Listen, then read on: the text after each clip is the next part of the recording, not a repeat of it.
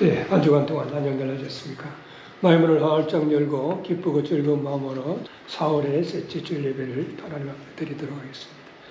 오늘 하나님의 말씀은 베드로전서 4장 7절에서 11절까지가 되겠습니다. 만물의 마지막이 가까웠으니 그러므로 너희는 정신을 차리고 근신하여 기도하라. 무엇보다도 열심으로 서로 사랑할지니 사랑은 허다한 죄를 덮느니라. 서로 대접하기를 원망 없이 하고 각각 은사를 받은 대로 하나님의 각양 은혜를 맡은 선한 정직이같이 서로 봉사하라. 만일 누가 말하려면 하나님의 말씀을 하는 것 같이 하고 누가 봉사하려면 하나님의 공급하시는 힘으로 하는 것 같이 하라. 이는 범사에 예수 그리스도로 말미암아 하나님이 영광을 받으시게 하려 함이니 그에게 영광과 권능이 세세에 무궁토록 있느니라. 아멘. 오늘은 선한 청지기의 삶이다 라고 하는 것을 제목하여 있어 같이 은혜를 나누기를 원합니다. 우리가 말해서 인생을 살아가면서 끔찍한 어떤 사건이 일어난다거나 이성으로 도저히 이해할 수 없는 그런 일들이 일어난다거나 그렇지 않으면 말이죠, 도덕적으로 윤리적으로 도저히 용납될 수 없는 그런 일들이 일어날 때 우리는 흔히 세상 말세다 라고 이렇게 말하는 경우가 많습니다. 사실 요즘 말이죠, 세상 돌아가는 것을 보는 것 같으면 말세는 말세인 것 같습니다.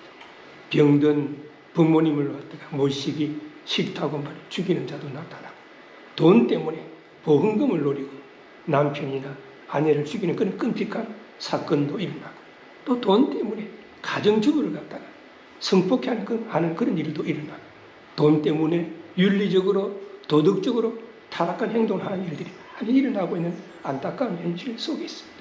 인간이기를 거부하는 악마의 탈을 쓴 자들이 많이 있다는 그런 이야기입니다. 그래서 우리는 이렇게 윤리 도덕이 땅에 떨어진 험하고 악한 시대를 살아가고 있는 것입니다.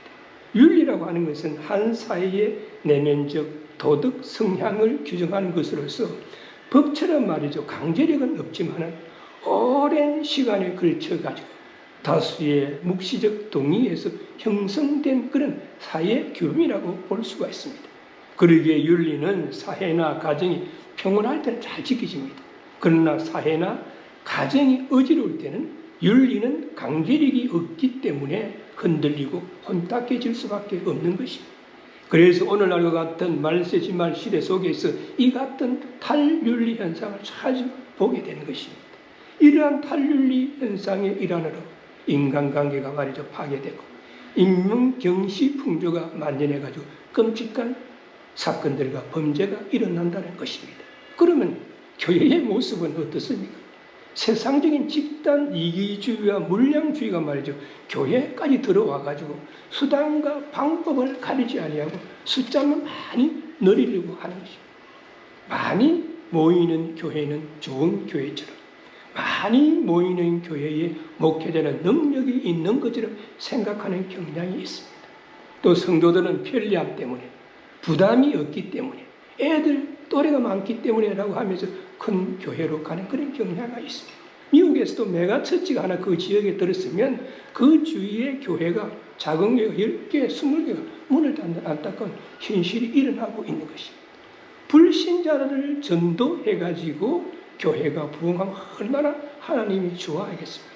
그러나 안타깝게도 수평 이동을 하는 그런 경향이 너무나 많습니다. 이처럼 교회도 세상처럼 부익부, 빈익빈 현상이 나타나는 안타까운 현실 속에 있습니다. 그러면 우리는 이 말세지말에 우리 믿는 자들은 어떤 삶의 자세로 살아가야 되겠습니까?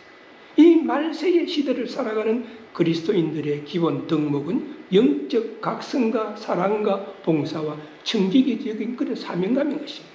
영적 각성이다라고 하는 것은 항상 하나님의 말씀 앞에 나 자신을 비추어보고 그 말씀을 따라서 살아가려고 노력하는 삶이고, 또 그 말씀 속에서 자신의 삶을 반성하는, 뒤돌아보는 그런 삶이다라고 볼 수가 있습니다.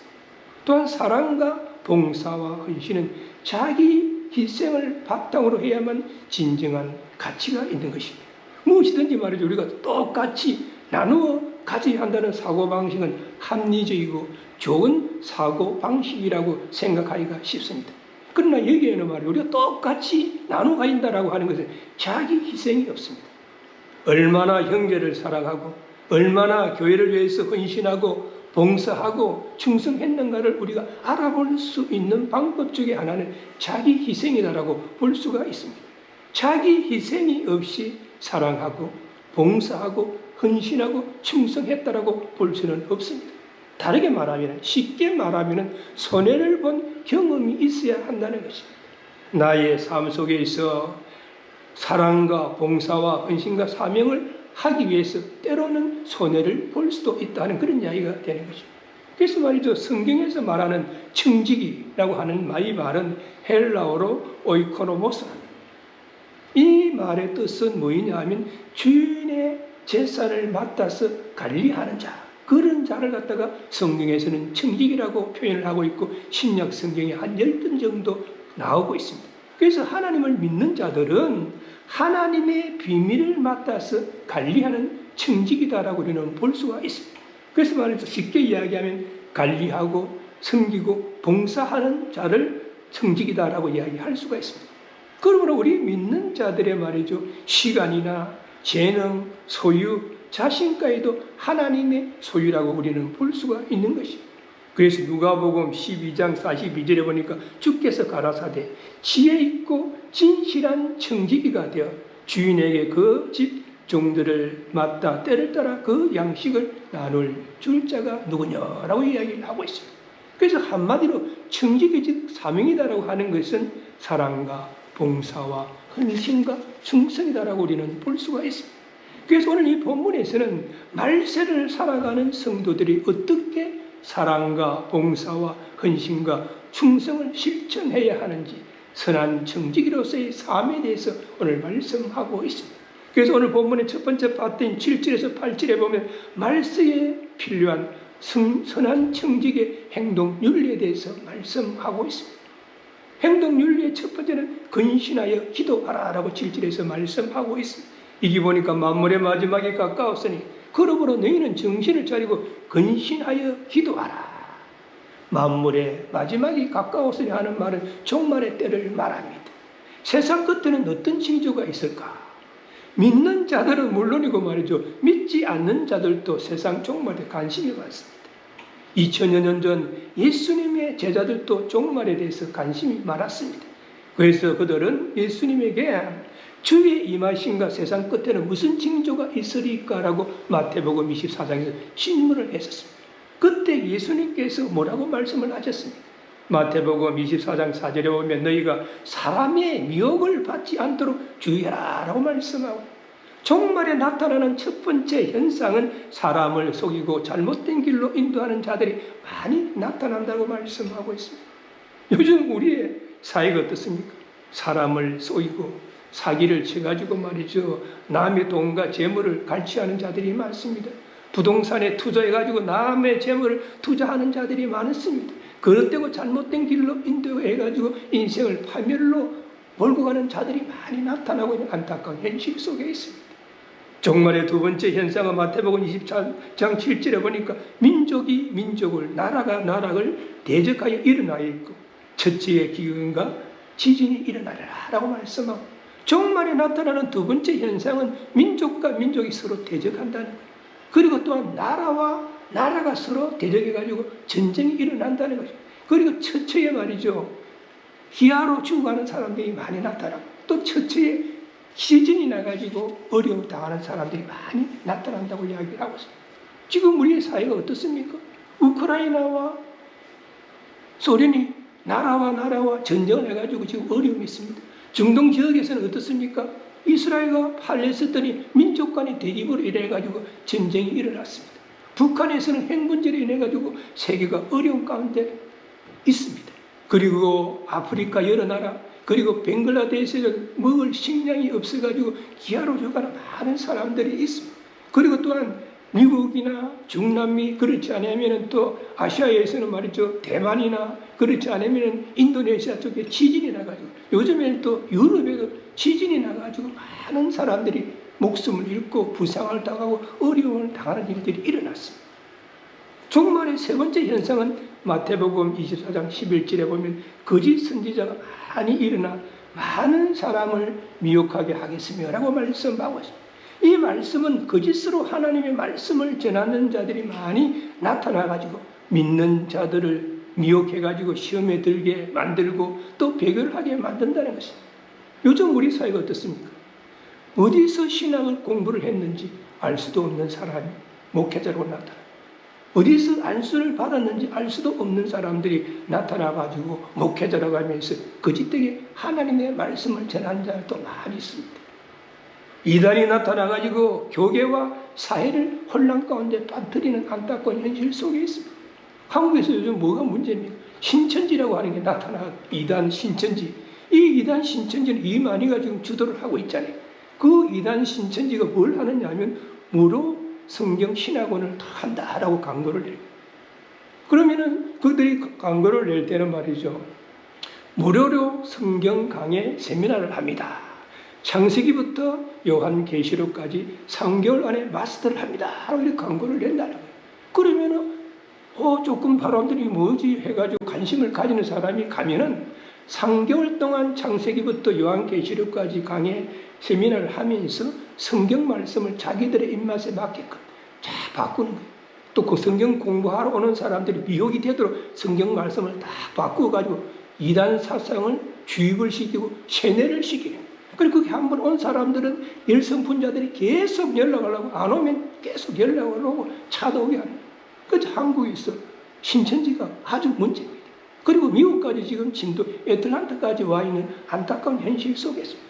그리고 한국에는 기독교 복음 선교회라고 하는 게 있습니다. 이건 오래전에 있었던 단체, 일명 JMS랑 정명석이 말이죠. 교주로 있는 거예요. 이 정명석이는요, 젊은 학생들, 대학생들에게 이렇게 이 사람이 접근해가지고 전도를 했었어요. 내가 말이죠. 성경을 말이죠. 200번 이상 읽었다. 라고 하면서 하고 그 젊은이들이 방황하는 사람들이 교회에 오면 성경 공부를 시켜 그 역시 성경 공부의 말씀을 변경시키고 자신의 말이에요. 신처럼. 그래서 나는 신이다. 그 젊은이들이 많이 오고 교회가 부흥하니까 이 친구가 젊은 여성들을 성폭행해가지고 감방 갔다. 몇 번 감방 갔다 왔어요. 지금도 감방가 있는 현실 속에.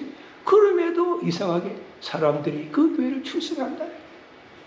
종말의 네 번째 현상은 마태복음 24장 12절에 보니까 불법이 성함으로 많은 사람의 사랑이 희극이라 라고 말씀하고 있습니다. 이 말씀은 부도덕하고 악한 일들이 종말되면 많이 나타납니다. 부도덕한 일이 뭡니까? 요즘 말에 보면 부도덕한 일은 동성연애인 것 같아요. 동성연애자들이 늘어가면 안타까운 현실에서 한국에도 동성연애들이 늘어갑니다. 그런데 더 문제는 뭡니까? 동성연애자들을 나라에서 합법화해주는 나라들이 늘어나고 있고 그런 나라들이 선진국이라는 안타까운 현실 속에 있습니다. 그리고 악한 일들은 뭡니까? 총기 사건이에요. 총을 가지고 옛날에는 쇼핑몰 같은 데 가가지고 총을 쐈는데 이제는 어찌된 판인지 말이야. 학교에까지만 총을 가져가서 총기 난사 사건이 있나. 또 심지어 교회까지 총을 가져와서 난사 사건이 안타까운 악한 일. 또 그 다음 악한 일이 마약 문제예요. 마약 문제. 젊은이들이 마약을 해가지고 말이죠. 길거리에서 말이야 그런데 더 문제는 뭡니까? 마리아나 같은 것은 말이야 크게 중독성이 없대요. 합법화하는 나라들이 또 나타나고 있다. 안타까운 현실 속에 있습니다. 그래서 종말이 되면 비신앙적인 방종과 타락한 일들이 많이 일어나기 때문에 사랑이 식어진다라고 말씀하고 있습니다. 그래서 요즘 세상 돌아가는 것을 보면 예수님의 말씀처럼 말세의 징조를 보이고 있습니다. 이러한 때 우리는 어떻게 해야 하는가? 사도 베드로는 우리 믿는 자들에게 교훈하기를 정신을 차리고 근신하여 기도하라 라고 말씀하고 있습니다. 여기서 말 정신을 차리라 하는 것은 올바른 마음, 침착한 마음을 가지고 너희들이 기도하라는 거예요. 또 기도하면 근신하여 기도하라. 환경에 따라 요동하는 것이 아니라 마음의 중심을 받고 기도하라 라고 말씀하고 있습니다. 우리 믿는 자들은 말이죠. 말세가 가까울수록 오직 예수 그리스도만을 바라보면서 흔들리지 아니하고 기도할 뿐만 아니라 무질서한 생활을 버리고 깨어 있어야 한다라고 말씀하고 있습니다. 거짓된 자들에게 미혹되지 아니하고 평화를 파괴하는 자가 되지 아니하고 거짓 선지자들에게 속지 아니하고 부도덕하고 악한 생활을 하지 아니하도록 건전한 정신을 가지고 철저된 생활을 하면서 항상 기도하라라고 말씀하고 있습니다. 기도하지 아니하면 어떻습니까? 세상적인 것이 자꾸 머리에 들어가요. 세상적인 머리에 들어가다가 보면 건전한 정신을 가질 수가 없고 건전한 정신을 가지지 아니하면 절제된 생활을 얻게 되는 것입니다. 그래서 하나님께서 예레미야서 33장 3절에 보면 너는 내게 부르셨으라. 내가 내게 응답하였고 내가 알지 못하는 크고 비밀한 것을 너희들에게 보이리라고 말씀하셨습니다. 또 우리가 기도해야 되는 이유가 무엇입니까? 예수님께서 기도하셨기 때문에 우리도 예수님을 따라서 우리는 기도해야 되는 것입니다. 그러므로 험하고 악한 세상, 윤리, 도덕이 땅에 떨어져서 부도덕한 일들이 일어나는 종말의 시대에 우리 믿는 자들은 항상 깨어서 정신을 차리고 근신하며 기도해라 라고 사도 바울은 끝면의 말씀을 하고 있습니다. 두 번째로는 열심히 서로 사랑해야 된다라고 8절에 말씀하고 있습니다. 여기 보니까 무엇보다도 열심히 서로 사랑할지니 사랑은 허다한 죄를 덮느니라 라고 말씀하고 있습니다. 말세 우리 믿는 자들이 가져야 하는 행동 윤리의 두 번째는 열심히 서로 사랑해야 된다라고 사도 베드로가 사랑을 강조하고 있습니다. 사도 베드로가 사랑을 강조하는 이유가 무엇입니까? 이것은 성경의 핵심 진리 중에 하나이기 때문인 것입니다. 우리 믿는 자들이 생활 속에서 가장 우선적으로 실천해야 하는 그러한 우리들의 행동 강령이기 때문인 것입니다. 더욱이 말이죠. 그 당시 네로 황제의 특명에 의해 가지고 핍박과 환난에 직면한 소아시아 교회의 성도들에게 요구되어지는 것은 하나가 돼서 단결하는 거예요. 핍박이 있을 때, 고난이 닥칠 때 너희들이 하나가 되라, 단결해라. 하나가 되고 단결하기 위해서는 사랑으로 가능하기 때문에 사도 베드로가 말이야 사랑을 강조하고 있는 것입니다. 그리고 이러한 사랑은 단순히 관심을 갖는 정도가 아니라 서로를 위해서 어떠한 희생조차도 감당할 수 있는 적극적인 사랑을 말하는 것입니다. 말세가 가까워지면 사회는 물론이고 교회의 성도들도 이기심에 빠져가지고 사랑이 쉬워지기 때문인 것입니다. 그러기에 사도 베드로는 우리 믿는 자들에게 무엇보다도 열심히 서로 사랑할지니라고 말씀하고 있습니다. 여기서 무엇보다도 하는 것은 모든 것보다도 먼저, 모든 것보다도 위에 사랑하라. 사랑할 때 그냥 사랑하는 것이 아니라 열심히 사랑하라. 힘껏 노력해라. 전심전력을 다해서 사랑해라 라고 이야기를 하고 있습니다. 사랑을 갖다가 말이죠. 어떤 감정적인 일시적인 그런 사랑이 아니라 의지와 결단을 가지고 행동을 수반하는 아가페적인 그런 사랑을 하라라고 말씀하고 있습니다. 또한 서로 사랑하라고 하는 것은 서로라고 하는 것은 너 자신을 위하여 너 자신을 행하여라고 하는 그런 뜻을 가지고 있습니다. 그러므로 서로가 서로를 사랑하는 것은 결국에는 자신을 사랑하는 결과를 가져온다는 것입니다. 그래서 우리가 말과 혀로만 사랑하는 것이 아니라 행함과 진실됨으로 사랑할 수 있는 믿음의 소유자들이 되어야 될 줄로 믿습니다. 그러면 우리가 사랑을 하면 그 사랑의 결과는 어떻게 나타나겠습니까? 허다한 죄를 덮느니라라고 말씀하고 있습니다. 본절은 잠언 10장 12절의 말씀을 인용한 것이라고 볼 수가 있습니다. 잠언 10장 12절에 보면 미움은 다툼을 일으켜도 사랑은 모든 허물을 가려내리라고 이렇게 말씀하고 있습니다. 이 말씀은 사랑이 다툼을 일으키는 미움과는 달리 다른 사람의 허물을 덮어줄 뿐만 아니라 말없이 용서해주는 결과를 가져온다라고 말씀하고 있습니다. 우리들의 마음속에 말이죠. 미움이 있고 시기와 질투가 있다고 하면 자신의 눈 속에 있는 들보는 보지 못하고 다른 사람들의 허물과 잘못을 자꾸 들추어내면서 분쟁과 다툼을 일으키게 된다는 그런 이야기가 돼요. 반면에 사랑의 마음이 있다고 하면 남의 허물과 잘못도 어떻게 보면 말이죠. 애교로 좀 보일 수가 있는 것이죠. 또 귀엽게 보일 수도 있는 것이죠. 그래서 허물과 죄를 덮어줄 뿐만 아니라 용서해주는 그런 마음이 생기게 된다는 그런 이야기입니다. 1995년 봄에 말이죠. 한국에서 아주 허무한 그런 이야기가 있었습니다. 16년 동안이나 말이죠. 감옥 생활을 한 문병천 씨가 말이죠. 46세라고 하는 나이에 연세대학교 신과대학을 갔다가 졸업을 했었습니다. 그래서 큰 화제가 됐었어요. 그는 20살 때에 절도범으로 교도소에 한번 갔다 오라니까 나오니까 취직이 안 돼가지고 또 뭐 또 너무 물건 훔치고 이래가지고 또 교도소 감방문을 들락날락 해요. 그런 생활을 반복하다가 그는 교도소에서 세 사람의 고마운 사람을 만나게 됩니다. 첫 번째 만난 사람은 장영달이라고 하는 사람인데 그분은 국회의원이었어요. 국회의원이었는데 정치범으로 뭔가 잘못돼가지고 감방에 갔는데 이분이 독실한 기독교 신자야. 그래서 문병천 씨에게 야, 너 자꾸만 그런 생활하지 말고 너 예수님을 믿어봐. 하나님의 말씀 안에서 는 새롭게 변화가 돼야 돼. 이 사람 하나님의 말씀으로 계속 전도를 한 거예요. 장년달이. 그리고 문병천 씨가 이 사람을 통해서 예수 그리스도가 어떤 분이신가 듣고 성경이 무엇인가를 자꾸 듣게 되는 거예요. 두 번째 만난 사람은 데모하다가 감방에 들어온 대학생이에요. 이 대학생 문병천 씨에게 도덕질하는 그런 버릇을 없애고 사회의 냉대에 말이지 초월하기 위해서는 무엇인가 진영을 가지고 무엇인가 목표를 가지고 노력해야 됩니다. 생활을 좀 바꿔야 됩니다. 이렇게 이야기해요. 그러면서 그 공부를 해보라. 저 이름 뭐야? 검정고시를 목표로 공부를 해보라. 그러니까 이제 자기가 말이죠. 대학생이니까 뭐 자기가 잘 아니까 이 문병철이 공부를 가르치기 검정고시를 목표로 해서 공부를 가르쳤다. 그 세 번째로 만난 사람은 교도관이에요. 이 교도관 역시 독실한 기독교 신자예요. 그래서 문병천 씨가 공부할 수 있도록 책도 사다 주고 노트도 사다 주고 필요한 또 필기 도구도 사다주면서 뒷바라지를 한 거예요. 이 세 사람이 베푼 사랑과 권면과 도움으로 중학교 중대인 문 씨가 검정고시를 통해 가지고 중학교를 졸업하고 검정고시를 통해서 고등학교를 졸업하고 연세대학교 신과대학에 입학해서 46세, 46세의 나이 1995년도에 영광의 졸업장을 받았어요. 영원한 쓰레기로 전락해버릴 뻔한 사람에게 예수 그리스도의 사랑을 실천한 사람, 그 외에 여러 사람들의 따뜻한 사랑이 문병천 씨로 하여금 새 사람으로 변화가 되게 했었습니다.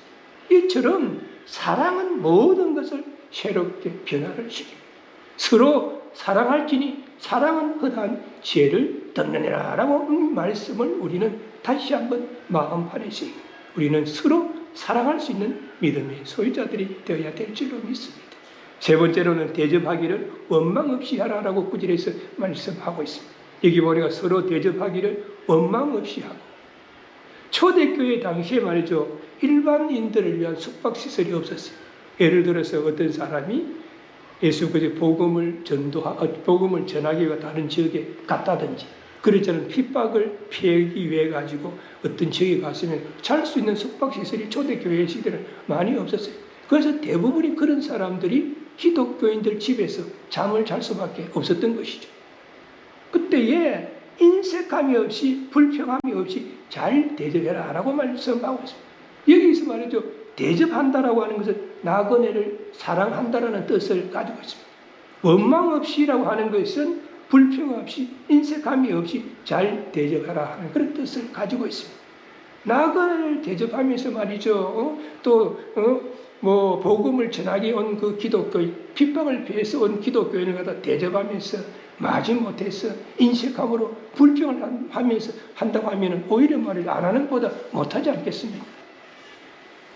창세기 18장에 보면 아브라함이 말이죠. 부주 중에 새 나그네를 대접하게 되었다고 말씀하고 있습니다. 아브라함이 새 나그네를 대접하면서 어떻게 합니까? 물로 그들의 발을 씻게 만들고 그리고 온 가루를 빻아가지고 그들을 하여금 떡을 만들어가지고 떡을 먹게 만들고 그리고 또한 기름진 송아지를 잡아가지고 열을 해서 먹게 만들어준 거예요. 그런데 알고 봤더니 여호와 하나님과 두 천사를 대접하는 그런 결과가 가져왔다는 거죠. 그래서 여호와 하나님께서 아브라함을 축복해가지고 내 아내 사라에게 아들이 있을 것이다. 여기 말씀을 하셨어요. 그래서 그는 100세에 아브라함이 나이가 100세가 외에 아내 사라를 통해서 아들 이삭을 얻었다라고 성경은 말씀하고 있습니다. 그래서 말이죠. 우리가 손을 대접하면 하나님이 더 좋은 것을 채워주신다는 것을 알 수가 있습니다. 저는 어릴 때 말이죠. 촌에서 자랐었어요. 그 당시만 하더라도 숙박시설이 많이 없었습니다. 특별히 촌에는 그런 숙박시설이 없었어요. 그래서 어느 지역을 가는 사람이 날이 저물어가지고 어느 집에 가면은 그 집에서 어이고 저녁도 이렇게 저녁 식사를 했습니까? 어땠으면 저녁도 대접을 하고, 그리고 사랑방에서 하룻밤 묵게 만들고, 그리고 아침까지 해가지고 길을 떠나도록 만드는 그런 아름다운 풍습이 있었습니다. 그런데 말이죠, 현대를 살아가는 대부분의 사람들은 어떻습니까? 이주의에 빠져가지고 자신만을 위하고 타인을 갖다가 이용해가지고 돈벌이의 도구로 생각하는 그런 경향이 말이죠. 또 어떤 사람한테 하룻밤 재워달라고, 이 사람이 무슨 범죄자인지, 그렇잖아요. 이 사람이 도둑놈인지 이러고 의심해가지고 재워주는 그런 경향이 없습니다. 그러나 하나님께서 우리에게 원하시는 것은 서로 대접하기를 원망 없이 하라고 말씀하고 있습니다. 그러므로 우리 믿는 자들은 남을 나보다 먼저 생각하고 인색함이 없이 기쁜 마음으로 대접할 수 있는 믿음의 소유자들이 되어야 될 줄로 믿습니다. 그래서 말이죠, 말세에 우리 선한 청지기들이 가져야 하는 행동 윤리는, 첫째는 근신하여 기도하는 것이고, 두 번째는 열심히 서로 사랑하는 것이고, 세 번째는 대접하기를 원망 없이 하는 것이다 라고 말합니다. 그리고 오늘 본문의 두 번째 파트인 10절에서 11절에 보면 말세의 선한 청지기들은 교회에 대해서 어떻게 해야 하는가 이래서 말씀하고, 첫째는 10절에 보면 성령이 주신 은사대로 봉사해야 된다고 말씀하고 있습니다. 여기 보니까 각각 은사를 받은 대로 하나님의 각양 은혜를 맡은 선한 청지기같이 서로 봉사하라고 말씀합니다. 우리가 말이죠, 예수 그리스도를 마음의 구주로 영접하는 그 순간 성령님께서 각자에 맞는 달란트를 주는, 은사를 주시는, 내가 말이죠, 이런 은사를 주십시오. 내가 말이죠, 병 고치는 은사가 필요합니다. 심리의 은사가 필요합니다. 이런 은사를 주십시오라서 주는 게 아니에요. 내가 예언하는 은사가 필요합니다. 그래서 내가 좀 예언을 해가지고 뭔가 사람들 좀 많이 이렇게 해야 되겠다. 그 예언하는 은사를 달라고 주는 게 아니에요. 우리가 예수 그리스도를 마음의 구주로 영접하고 새로운 피조물로 영접하는 순간에 성령님께서 그 사람의 그릇에 맞는, 그 사람에게 필요한 달란트를 주는 거예요. 은사를 주는 거예요. 그래서 기독교인은 누구나 다 한 가지 은사를 가지고 있습니다. 그러면 은사를 주신 목적이 무엇인가? 선한 청지기같이 서로 봉사해라고 주신다는 거예요. 주님의 몸된 교회에서 헌신하고 봉사하라고 은사를 주신다는 거예요. 그래서 말이야, 선한 청지기라고 하는 것은 집안을 관리하는 봉사자로서 그 자신은 재산이 없지만은 자기 주인의 재산을 그 주인의 뜻과 지시에 따라서 관리하는 일을 담당하는 자가 하는 그런 뜻입니다. 즉 하나님께서 중생한 기독교인들 각자에게 말이야 주신 은사는 어떤 개인의 유익을 위해서, 개인의 즐거움을 위해서 주시는 것이 아니라 주님의 몸된 교회를 위해서 봉사하고 헌신하고 성도 상호간의 어려운 자들을 돌아보고 그리고 긍휼을 베푸는데 사용해라고 은사를 주셨다 하는 그런 이야기입니다. 그러므로 우리 믿는 자들은 선한 청지기가 돼서 하나님의 뜻을 따라서 받은 바 은사대로 하나님의 은혜를 나누어 교회의 덕을 세우고 주위의 어려운 자들을 돌아보는 그런 믿음의 소유자가 되어야 한다는 그런 이야기입니다. 영국 방송협회, 흔히 말해 BBC라고 하는 게 있어요. 그 BBC에서 인류학자 머그리지 박사를 통해 가지고 테레사 수녀가 살아있을 때 인터뷰를 한번 하겠다. 그때 머그리지 박사가 테레사 수녀를 만났을 때 이런 이야기를 했다 하는 거예요. 수녀님과 수천 명의 수녀들이 인도에 있는 수십 개의 도시에서 그리고 세계 수십 개국에서 자선 수녀회라고 하는 이름으로 봉사하고 헌신하는 모습을 보았는데 어쩌면 많은 봉사들의 얼굴에 기쁨이 있고 행복이 있는지 모르겠습니다. 그 비결이 뭡니까? 라고 이렇게 물어봤다니. 그때 테레사 수녀가 조용히 대답하기를 예수님이 내 마음에 계신데 아무리 힘든 일이라 할지라도 기쁨이 넘치지 않겠습니까? 하나님이 주신 달란트를 가지고 하나님의 영광을 위해서 헌신하고 봉사하는데 행복하지 않겠습니까? 라고 대답을 했다는 것이 내게 주신 하나님의 은사가 무엇인가? 그렇다면 나는 하나님께서 나에게 주신 그 은사를 나의 자랑거리로 아닌 하나님의 뜻을 따라서 하나님의 영광을 위해서 우리는 10분 활용을 하고 있는가? 혹시 아직 내가 받은 은사가 무엇인지도 깨닫지도 못하고 더욱이 나에게 아무런 은사가 없다라고 생각하는 사람은 없는 것입니다.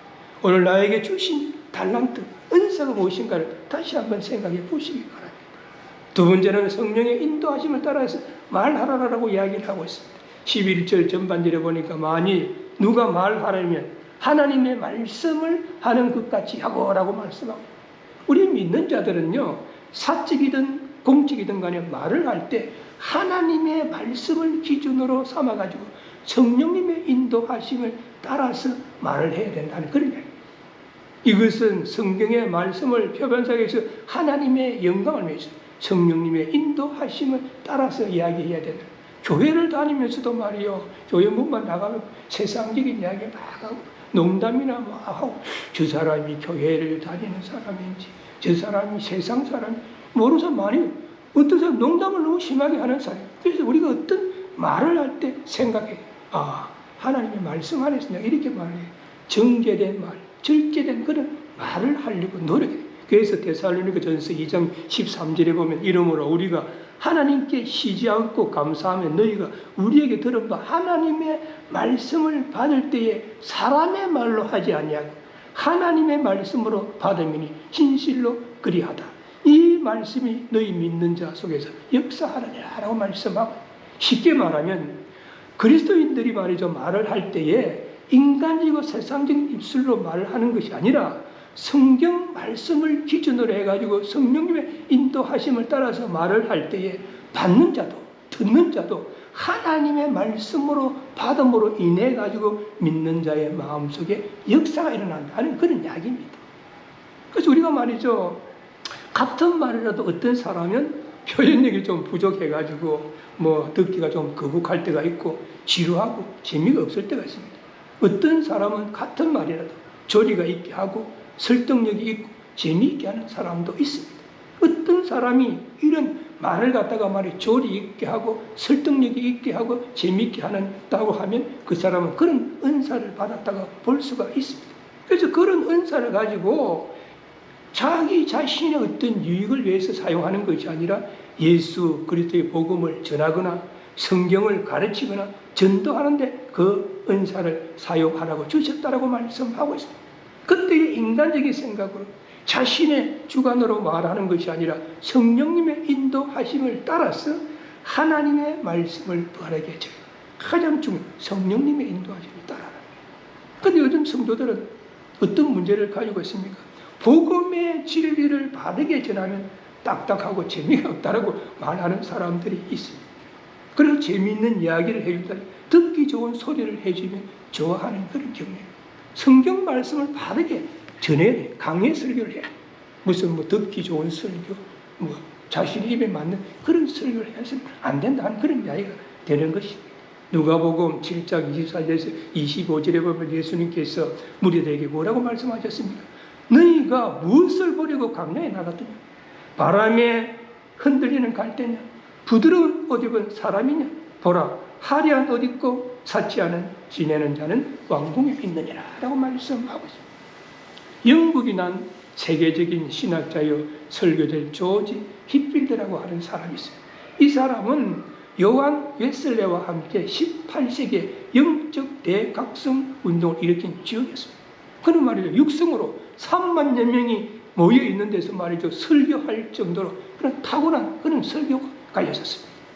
그는 가는 곳마다 영국에서도 스코틀랜드에서 그리고 자라면 미국에서도 많은 사람들에게 메시지를 전해가지고 그들로 하여금 주님 앞에 돌아오게 만들었습니다.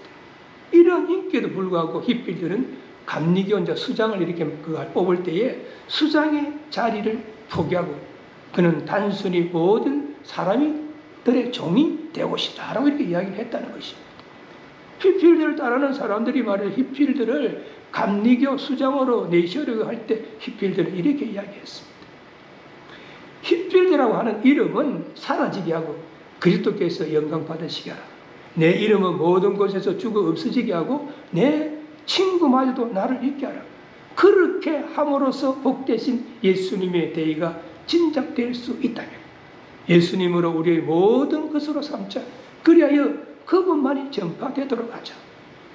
나는 누가 제일 윗자리에 있는가에 대해서는 관심이 없다. 나는 내 자리를 안다. 설령 그것이 모든 사람의 종이 되는 자리라 할지라도 나는 내 명성을 깨끗하게 지어버려 심판날이 올 때까지 만족하며 기다리겠다. 그렇게 이야기를 했다. 그러고 나서 그 다음에 내가 죽고 나면은 내 묘비에는 여기 조지 히필드 눕다. 그가 어떤 사람이었는지는 위대한 심판날이 밝혀줄 것이다. 이것만 딱 묘비에 쓰라라고 이렇게 이야기를 했다는 거죠. 조지 히필드는 세계적인 신학자요, 세계적인 설교가였지만은 세상적인 것은, 세상적인 명성에는 관심이 없었다는 거예요. 오직 하나님의 말씀을 바르게 전하는 데만 관심이 있었다라고 이야기를 하고 있습니다.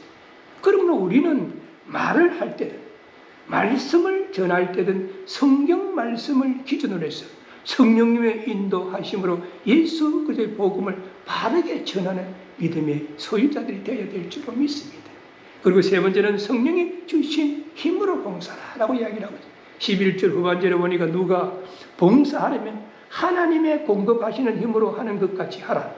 이는 범사에 예수 그리스도를 말미암아 하나님이 영광을 받으시게 하려 함이니 그에게 영광과 권능이 세세에 무궁토록 있느니라. 아멘이라고 말씀하고 있습니다. 하나님이 주신 은사를 가지고 교회를 위해서 헌신하고 봉사할 때, 또 어려운 사람들을 돌아볼 때 오직 만군의 여호와 하나님만을 믿고 의지하면서 하나님이 주시는 힘으로 하라는 거예요. 왜냐하면 자신의 지혜라든지 능력과 힘을 믿고 의지하다가 보면 어느 날 시험이 들어가지고 말이에요, 넘어질 때가 있어요.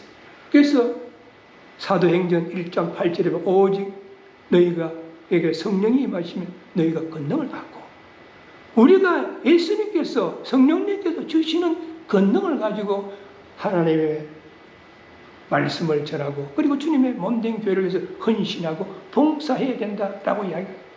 자기가 하다가 보면 자기 지혜를 믿고 자기 능력을 믿고 하다가 어느 날 시험에 들게 된다. 한국 사람들은 조급한 성격을 가지고 있지 않습니까? 금방 뭔가 열매가 맺혀야 안 맺혀지고 말하면 또 금방 실망하고 하는 그런 경향이 있지 않습니까? 그래서 우리가 냄비에 물을 끓이면 냄비에 물이 금방 끓었다가 금방 식을 이렇게 되어서는 안 돼요. 만군의 여호와 하나님을 믿고 의지함을 해서 하나님께 주시는 힘을 가지고 하면 끝까지 넘어지지 아니하고 시험 들어지지 않고 주님의 일을 할 수 있다는 그런 이야기입니다. 내가 말을 한 번씩 어쩌다가 미국 교회에 가서 예배를 드릴 때 느끼는 것 중에 하나는 성가대 뒤쪽에 성가대를 쫙 하다 보면 머리가 희끗이거나 나이가 드신 분들이 많아요. 나이 드신 분들이 성가대 많이 있어요. 큰 교회에 보면 이분들은 교회에 출세해가지고 어느 날 자기가 성가대가 되고 나면 평생 동안 성가대에 서는 거예요. 얼마나 보기가 좋은지 모릅니다. 평생 동안 성가대에 서가지고 머리가 희끗희끗한데도 다 성가대에서 찬양하는 모습을 은혜가 돼요. 그리고 또 세상 직장에 다니는 사람들이 은퇴할 때가 되면 빨리 은퇴하기를 원한다는 거예요. 그래서 물어보는 거야. 교회 다니는 사람이 왜 빨리 은퇴하기를 원합니까? 물어보면 빨리 은퇴해가지고 이제 내가 교회 가서 내가 하나님 부르시는 그날까지 헌신하고 봉사하고 싶다. 그래서 은퇴하고 나면은 많은 사람들이 교회에서 자기 가지고 있는 달란트를 가지고 헌신하고 봉사하는 무료로 하는 거예요. 그래서 미국 교회에서는요, 사역자의 절반 이상이 다 자원봉사자들이 하는 경우가 많습니다. 한국 교회의 모습은 어떻습니까? 이거 한국 교회에서 비난해서 하는 이야기가 아니고 이런 경우가 있다는 거예요. 한국 교회는 보면 나이 든 사람들은 대우를 받으려고 하는 경향이 있어요. 내가 뭔가 헌신하고 봉사하기보다는 교회에서 이렇게 뭔가 대우를 받으려고 하는 경향이 많습니다. 그리고 청년들이나 장년들은 바빠서 시간이 없어서 은사를 가지고 있으면서도 봉사하지 않는다. 그리고 교회에서 헌신하고 봉사하는 자들은 또 보면 사례를 받는 경우가 많이 있는 거예요. 그냥 내가 이런 달란트를 가지고 있으니까 그냥 봉사하는 것이 아니라 사례를 받으라. 그래서 큰 교회는 보면 달란트를 가진 사람들이 자꾸 몰려가고 작은 교회는 그런 일꾼들이 없게 되는 그런 경향이 있습니다. 성서적인 봉사가 무엇입니까? 자원하는 마음으로 기쁘고 즐거운 마음으로 하라고 성경은 말씀하고 있습니다. 그러므로 하나님으로부터 받은 힘에 의해서 봉사를 하면은 연세가 들어도 나이에 상관없이 자원하는 그런 마음으로 할 수가 있는 것이고, 바빠서 시간이 없어도 자원하는 마음으로 우리는 할 수가 있는 것이고, 살해를 하지 아니하여도 자원하는 마음으로 할 수가 있고, 인간이 갖기 쉬운 교만이 틈타지 아니하고, 시험이 닥친다 할지라도 기도하는 가운데 이겨낼 수 있기 때문에 주어진 자리에서 기쁘고 즐거운 마음으로 최선을 다할 수가 있다는 것입니다. 가장 중요한 것은 그 일을 통해서 하나님께 영광을 돌리게 된다는 사실입니다. 모든 성도들의 궁극적인 삶과 신앙생활의 목적이 무엇입니까? 우주 만물을 창조하시고 우리 인생들의 생사화복을 주장하시고 믿는 자들을 자녀로 삼아진 하나님을 영화롭게 하는 것이 우리들의 신앙생활의 목적인 것입니다. 그래서 사도 베드로는 감격에 넘쳐서 본절 후반부에서 뭐라고 이야기하고 있습니까? 그에게 영광과 권능이 세세에 무궁토록 있느니라 아멘이라고 송명하고 있습니다. 세상 돌아가는 것을 보면 말세의 징조를 보이고 있습니다. 어둡고 혼탁한 세상에 휘말려서 우리가 살아가는 것이 아니라 진리의 말씀을 붙잡고 근신하여 기도하고 서로 사랑하며 대접하고 성령님이 주신 은사대로 선한 청지기같이 주님의 몸된 교회를 위해서 헌신하고 봉사해서 하나님께 영광을 돌릴 수 있는 믿음의 소유자들이 되시기를 주님의 이름으로 축원합니다. 기도하시겠습니다. 사랑과 은혜가 충만하신 좋으신 하나님, 오늘도 저희들이 주님의 이름으로 모여있어 하나님 앞에 마음과 뜻과 정성을 다하여 예배드릴 수 있게 하여 주시옵시고, 또 진리의 말씀 안에서 이 험하고 악한 세상 가운데서 선한 청지기로서 어떻게 살아갈 것인가에 대해서 은혜를 나눌 수 있게 하심을 감사를 드립니다. 오늘 진리의 말씀은 우리에게 교훈하시기를 말세지 말에 근신하여 기도하고 사랑하는 마음을 가지고 서로 대접하기를 원망 없이 하고, 또한 교회를 위해서 헌신하고 봉사할 때는 하나님께서 주신 달란트를 가지고 하나님께서 주신 힘으로 봉사하라고 말씀하시고, 또한 성령님의 인도하심을 따라서 말을 하고 진리의 말씀을 증거하라라고 말씀하셔서 우리 모두가 이 말씀을 다시 한번 이해하게 하시고, 이 말씀을 지식음으로만 가지고 있는 것이 아니라 우리들의 삶과 신앙생활 가운데서 잘 실정하여서 이 어둡고 혼탁한 세상, 이 험하고 악한 세상을 밝고 건전한 세상으로 변화시킬 수 있는 믿음의 소유자들이 될 수 있도록 우리 모두를 인도하시고 넘치도록 축복하여 주옵소서. 우리 주 예수 그리스도의 이름으로 간절히 기도드리옵나이다. 아멘. 독생자 예수 그리스도를 아끼지 아니하시고 이 땅에 보내주셔서 우리 인생들을 구원하게 하신 하나님의 크신 사랑과 오늘도 우리들의 마음 가운데 내재하시고 감동케 하시는 성령님의 역사하시고 오늘 전거된 말씀을 다시 한번 마음판에 새기고 선한 청지기로서의 바른 삶을 살며 신앙생활을 하기를 소원하는 이 자리에 머리 숙인 모든 분들과 그 가정과 삶의 현장 위에 지금으로부터 영원까지 함께할지어다. 아멘.